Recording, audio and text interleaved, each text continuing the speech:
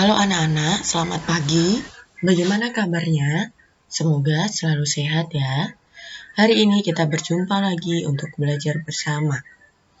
Hari ini kita masih belajar di tema 6, subtema 3, pengaruh kalor terhadap kehidupan.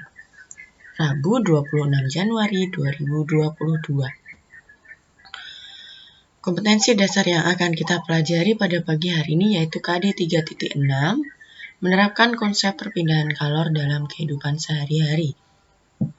4.6, melaporkan hasil pengamatan tentang perpindahan kalor. Indikatornya yang pertama, menerapkan konsep perpindahan kalor dalam kehidupan sehari-hari. Yang kedua, melakukan percobaan tentang perpindahan kalor pada benda. Tujuannya, 1. Melalui penjelasan guru, siswa dapat menerapkan konsep perpindahan kalor dalam kehidupan sehari-hari dengan tepat. 2. Melalui penjelasan guru, siswa dapat melakukan percobaan tentang perpindahan kalor pada benda. Ini teks ada teks yang berjudul perpindahan panas atau kalor. Pernahkah kamu membantu ibu memasak sayur? Tahukah kamu mengapa api kompor dapat memanaskan air dalam panci sehingga sayuran yang ada di dalamnya menjadi matang? Ketika kamu masak sayuran, panas dari api kompor berpindah ke dalam panci. Kemudian, panas tersebut berpindah ke dalam air sehingga air menjadi panas dan sayuran yang ada di dalamnya menjadi matang. Peristiwa tersebut membuktikan bahwa panas dapat berpindah. Letak matahari dari planet kita ini sangat jauh, yaitu sekitar 152.100.000 km atau 150.002.100.000 km. Akan tetapi, panas dari matahari dapat berpindah atau merambat ke planet kita, sehingga kita dapat merasakan hangatnya sinar matahari. Andai saja panas matahari tidak dapat berpindah ke bumi, dapatkah kamu bayangkan bagaimana keadaan bumi kita ini? Panas perpindahan dari benda yang bersuhu tinggi ke benda yang bersuhu lebih rendah. Bagaimana panas dapat berpindah? Panas dapat berpindah melalui 3 cara, yaitu konduksi, konveksi, dan radiasi. Konduksi adalah cara perpindahan panas melalui zat perantara seperti benda padat. Contoh konduksi adalah panci logam yang panas karena diletakkan di atas kompor yang berapi. Konveksi adalah perpindahan panas yang disertai dengan perpindahan bagian zat perantaranya.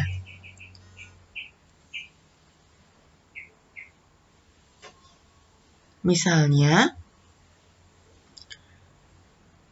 air di dalam panci yang dipanaskan hingga mendidih, sedangkan radiasi adalah cara berpindah panas dengan pancaran yang tidak membutuhkan zat perantara.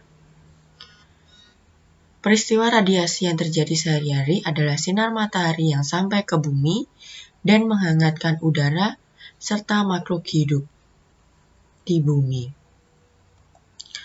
Konduktor dan isolator.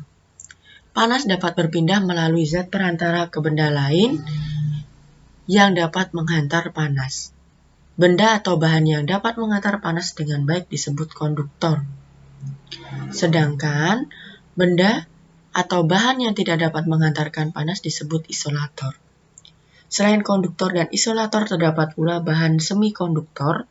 Semikonduktor adalah bahan yang sedikit dapat menghantarkan panas. Benda konduktor dan isolator banyak dijumpai dalam kehidupan sehari-hari. Contoh bahan konduktor adalah alat-alat rumah tangga yang terbuat dari logam. Misalnya panci, wajan, sendok sayur, dan spatula logam. Jenis logam yang sering digunakan dalam membuat peralatan dapur ini antara lain aluminium, besi, dan tembaga. Benda isolator yang tidak dapat menghantarkan panas juga banyak sekali dijumpai sekitar kita. Benda isolator umumnya terbuat dari kayu, kain, atau plastik. Misalnya tatakan gelas, pegangan panci, dan serbet. Penggunaan bahan konduktor dan isolator dapat diterapkan secara bersamaan pada sebuah benda. Contoh yang dapat kita jumpai sehari-hari adalah panci. Panci yang biasa digunakan untuk memasak mie terdiri atas beberapa bahan yang berbeda. Terdapat bahan yang berfungsi sebagai konduktor dan bahan yang berfungsi sebagai isolator. Pada gambar di atas terlihat bahwa bahan isolator digunakan untuk mencegah bahan dialirkan ke pengguna panci. Nah, di sini ada panci nih. Nah, ini untuk menaruhkan airnya dan ini untuk dipegang. Nah, pegangannya ini terbuat dari kayu. Nah, kayu adalah benda yang tidak bisa menghantarkan panas. Jadi, kayu ini ketika panci ini dipanaskan, kayunya tidak akan ikut panas. Adanya bahan isolator berfungsi untuk melindungi pengguna panci agar tidak terkena panas sewaktu masak. Nah, ini adalah benda yang ada konduktor dan isolator. Nah, yang ini yang langsung terkena api itu adalah konduktor, dan untuk pegangannya ini, pegangan penutupnya itu isolator dan ini isolator. Setrika juga, pegangannya isolator tidak dapat menghantarkan panas dan bawah ini yang untuk menggosoknya konduktor. Nah, ini juga konduktor, pegangannya isolator, penutupnya ini isolator. Nah, solder ini konduktor dan ini isolator. Lakukan percobaan berikut ini. Videokan saat melakukan percobaan. Pastikan ada orang tua yang mendampingi. Tugasnya adalah praktek dengan ini. Siapkan langkah bahan gelas, sendok, aluminium, penggaris plastik, sumpit bambu atau kayu 1 pasang. Jika tidak ada sumpit bambu, bisa menggunakan ranting. Air panas dalam termos secukupnya. Tuangkan air panas ke dalam gelas sampai setengah penuh. Berhati-hatilah sangat menuangkan agar tidak terlalu banyak atau tumpah. Masukkan sendok, penggaris, dan sumpit ke dalam gelas berisi air panas. Diamkan selama 1 atau 2 menit. Pegang dan rasakan dengan ujung jarimu benda manakah yang terasa panas atau hangat. Catatlah apa yang kamu rasakan dengan menjawab pertanyaan berikut. Nah, ini pertanyaannya, ada 3 pertanyaan. Silakan nanti dijawab.